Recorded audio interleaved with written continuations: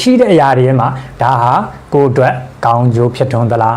ဒါမှမဟုတ်အလကားအချိန်ကုန်တာလားဒါမှမဟုတ်တန်ဖိုးရှိသလားအမျိုးလေးတွေတွေ့အမျိုးလေးတွေတွေ့ဥပမာပုံမှန်ဇလန်းတွဲကြည့်တာပုံမှန် TikTok လေးတွေသူ့အချိန်လေးနဲ့သူရှိသင့်ရှိထိုက်တဲ့အချိန်ရှိတာကသနာမရှိဘူးမကြည့်ရဘူးလို့ပိတ်ပင်တာမဟုတ်ဘူးတားတာမဟုတ်ဘူးလေဇလန်းတွဲကြည့်ရမှာပဲ TikTok ကြည့်ရမှာပဲဖုန်းကြည့်ရမှာပဲဟာတာလေးတွေကြည့်ရမှာပဲအဲ့ရမှာပဲနားရမှာပဲဟုတ်တယ်မအလွန်အကျွံမဖြစ်ရင်ပြီးတော့လူဟာအများအားစိတ်ယုံမဟုတ်ဘူးနားယူရမယ်အပန်းဖြေရမယ်ပျော်ရွှင်မှုလေးတွေလည်းရှိတယ်သွားရမယ်လာရမယ်နော်ဒါဘဝကြီးကရှင်နေတဲ့အချိန်မှာပျော်ပျော်ရွှင်ရွှင်စိတ်ချမ်းချမ်းသာသာကိုကြိုက်တာလေးတွေကိုအလွန်အကျွံမဟုတ်ရင်မလုပ်လို့ရတယ်ဥပမာတစ်နေ့တာလုံးမှာ2နာရီ TV ကြည့်မယ်ကြည့်ပြဿနာမရှိဘူး TikTok ကြည့်မယ်ဘယ်လောက်နိုင်ဝက်ကြည့်မယ်နိုင်ဝက်ကြည့်နိုင်ဝက်လုံးဘာမှမလုပ်နဲ့ TikTok ပဲထိုင်ကြည့်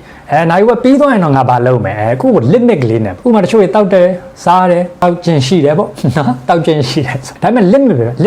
limit ထက်လွန်သွားရင်တော့ဒါလွန်သွားပြီဒီလိုမျိုးဥပမာတနေ့ကုန်ဘာလုံးမှမလုပ်ပဲ TV မနဲ့မိုးလင်းကနေညအထိဘာလုံးမှမလုပ်ပဲထိုင်ကြည့်တာကြတော့မဟုတ်ဘူးလေ